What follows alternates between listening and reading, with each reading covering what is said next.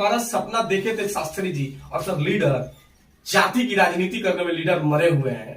हमारे आदरणीय श्री शास्त्री जी अपने नाम के आगे हटा दिया, कायस्थ से चुकी जाति से हटा दिया सब। जब बाद में 1928 में जब उनको काशी विद्यापीठ से शास्त्री की उपाधि मिली तो अपने नाम के पीछे शास्त्री लगाया, क्योंकि जातीय तरफ आज समाज पूरा का पूरा जाति में बटा हुआ है।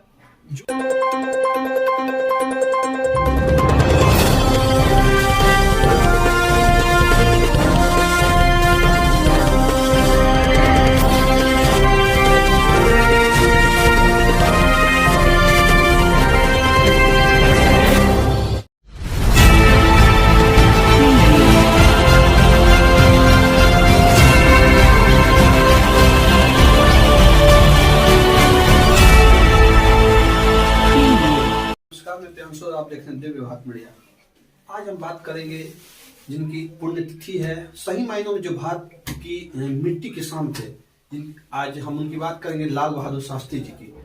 जी आज 11 जनवरी है और आज ही के दिन उनकी मृत्यु ऐसी परिस्थिति में हो गई जो आज भी अनसुनी टाइप सी है, जो आज तक सुलझ नहीं पाई है। और उनके विषय में आज बात करने के लिए हमारे साथ है खास मेहमान जो विख्यात है पूरे बक्सर जिले में, जगजीत भट्ट जी से बात करेंगे इस विषय पर। सबसे पहले तो आपको दिव्य भारत मीडिया की तरफ से नमस्कार। बहुत बहुत धन्यवाद आपको। अच्छा ये बताइए कि आप, जैसा कि सभी देशवासी जानते हैं कि शास्त्री जी जो उज्बेकिस्तान उस समय सोवियत संघ का पार्ट था, उस वहां पे उनकी अकाल स्थिति में मौत हो गई। जो 1965 की भारत पाक युद्ध हुआ था, युद्ध की शांतिपूर्ण समझौते में हस्ताक्षर करने गए थे।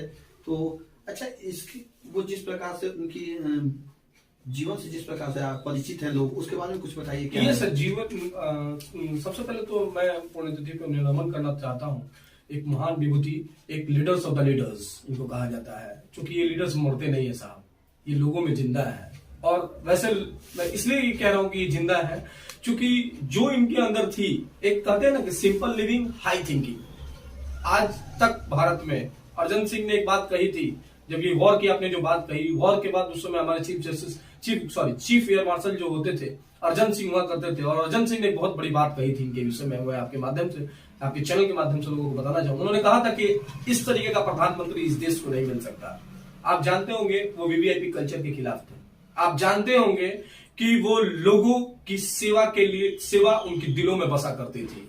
लोगों की वजह, लोगों को दिक्कत ना हो, इसलिए वो कभी जाम को, जैसे होता है ना कि अभी जितने सारे पॉलिटिक्स के नेता जानते हैं, विधायक एक जाता है तो लगता है कि बहुत बड़ा कोई मंत्री जा रहा हो, बहुत बड़ा कोई राजा जा रहा हो, वो उसके खिलाफ थे।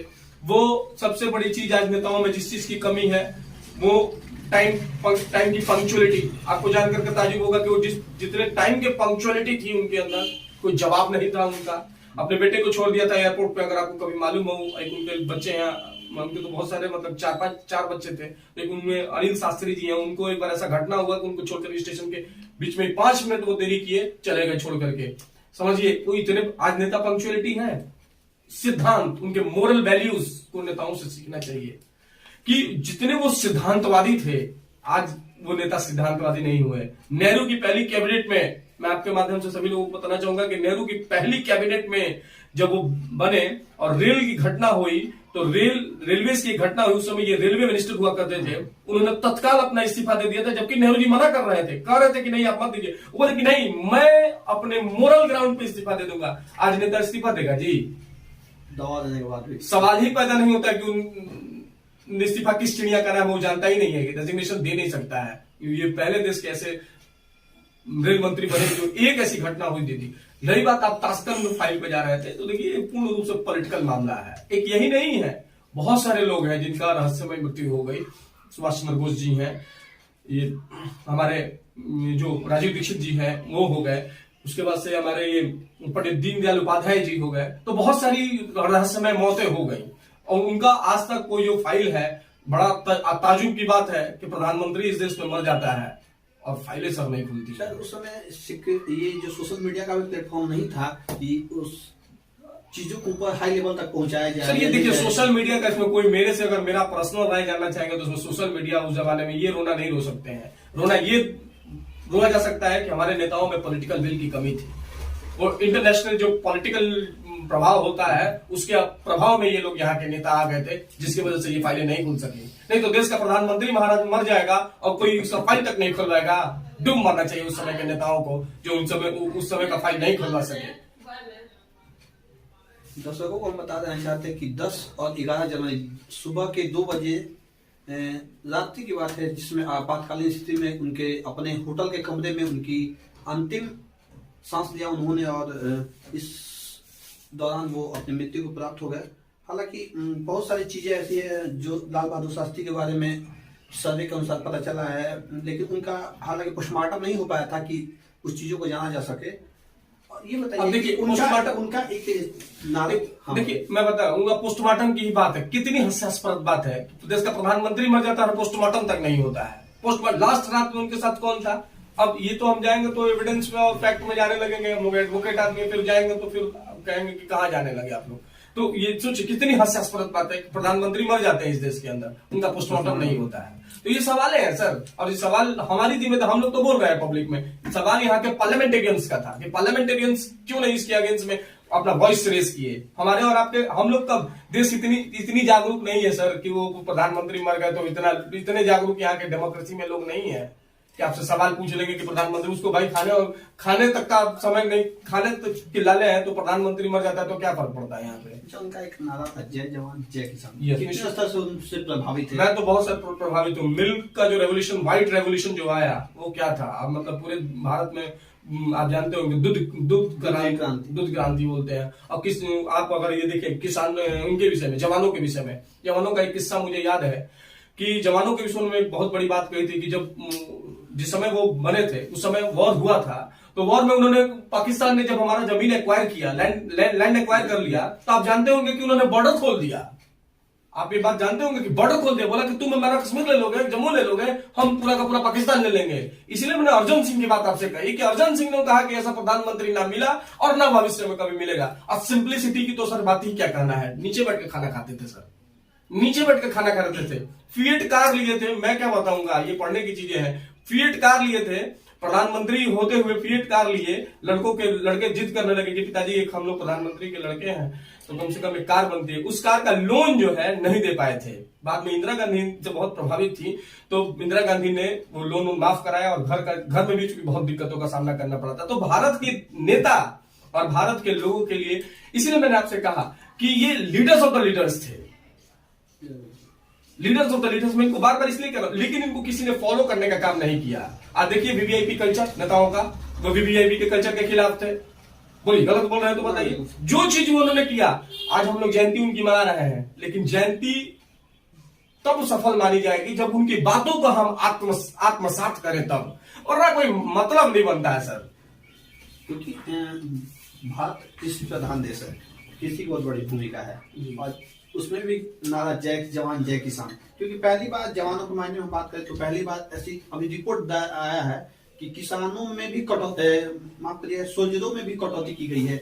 जितने जवान होने चाहिए उतने अभी भी नहीं है, उतने भी तैनाती नहीं हो पाई है। देखिए निश्चित रूप से जो अगर आप वन रैंक वन पेंशन एक सरकार आई तो एक अच्छा कदम था सरकार का, लेकिन बहुत सारी चीजें जो है अभी करनी बाकी है। जैसे जैकेट का मामला है, ठंडे में जैकेट्स का मामला आपने सुना होगा। बहुत सारी जवानों की जो मतलब एक ठंड में जो जवान ग्लेशियर और सियाचिन में रहते हैं, उनकी बहुत सारी जो है लाइबिलिटीज नहीं पूरी हो पा रही है। सरकार उस पर प्रतिबद्ध है, करने को कह रही है। रही बात अपने किसानों की कही, तो मैं जब से उसको संभाले हुए हूं, जब से मैं पढ़ रहा हूं, मैं तब से सुन रहा हूं कि सारी सरकारें आती हैं और कहती हैं कि किसान का आय दोगुना हो जाएगा, किसान का आय दोगुना हो जाएगा, लेकिन कोई सरकार टाइमलाइन फिक्स नहीं करना चाहती है साहब। लेकिन अभी तो वर्तमान प्रधानमंत्री, अरे सर प्रधानमंत्री के कहने ना दीजिए, तो बताइए ना, तो हो गया किसानों का आय दोगुना हो गया। पिछले सोचिए, मैं 12 साल से सुन रहा हूँ, 12 साल में तो किसानों का आय दोगुना होगा नहीं। और जो सरकार आती है ये कह के आती है कि मैं जो है किसानों का आय दोगुनी कर दूंगा, तो आखिर दोगुनी कैसे कर देंगे? कि वो कहने के लिए रिपोर्ट्स में तो आप दोगुनी कर नहीं पाए। तो जो हमारा सपना देखे थे शास्त्री जी और सब लीडर, जाति की राजनीति करने में लीडर मरे हुए हैं। हमारे आदरणीय श्री शास्त्री जी अपने नाम के आगे हटा दिया, कायस्थ से चुकी जाति से हटा दिया सब। जब बाद में 1928 में जब उनको काशी विद्यापीठ से शास्त्री की उपाधि मिली तो अपने नाम के पीछे शास्त्री लगाया, क्योंकि जातीय तरफ आज समाज पूरा का पूरा जाति में बटा हुआ है। जो सपना अम्बेडकर ने देखा था, जो सपना शास्त्री जी ने, क्या वो सपना पूरा हो गया भारत का? नहीं हो सका सर। इन नेताओं ने जातियों में बांटने का केवल और केवल काम किया है। और आज देखिए पूरे समाज को उठा करके जाति में बटा हुआ समाज है। कास्टिज्म की वजह से ही इतना डेवलपमेंट नहीं हो पाया भारत में। ये बात अम्बेडकर ने, डॉक्टर भीम बाबा साहब अम्बेडकर ने कही थी। वो तो देखिए बहुत सारी बातें हैं, कितना मैं आपको बात बताऊंगा। बाबा साहब, आपको जानकर कहता हूँ, बाबा साहब अम्बेडकर जो थे वो खिलाफ थे, जातीय व्यवस्था के खिलाफ थे। बोलते थे कि जातीय आरक्षण किसी को नहीं दिया जाएगा। वो बोलते थे पॉलिटिकल आरक्षण की बात करते थे। आज समाज जो हमारा constitution, first constitution amendment act हुआ है, अगर आप उसमें जाकर देखेंगे तो यही सबसे पहला अमेंडमेंट हुआ था। और इसी में supreme court, honourable supreme court of India ने Champakam 2011 versus union of India का केस था, उसमें कहा कि स्टक डाउन कर दिया इस बात को। तो बहुत सारी चीजें जो सपना देखा गया था, हमारे नेताओं ने सपना देखा था, वैसा भारत हम लोग नहीं ये नेता गढ़ पाए। यही सच्चाई है और इस सच्चाई को अभी स्वीकार कर लेंगे तो सही बात है। नहीं तो ये जैसा सपना देखते थे भारत को, आज बताइए ना, वीवीआईपी कल्चर है। एक नेता जाता है तो वीवीआईपी कल्चर के खिलाफ तो मैं एकदम हूं। आप जानते हैं ये जो कपड़े पहनते हैं नेता, और आप कपड़ों की क्या कोई बात करेगा? कपड़े इतने लो लेवल का पहनते थे, शास्त्री जी कहते थे कि मेरे देश के पैसा काम आएगा।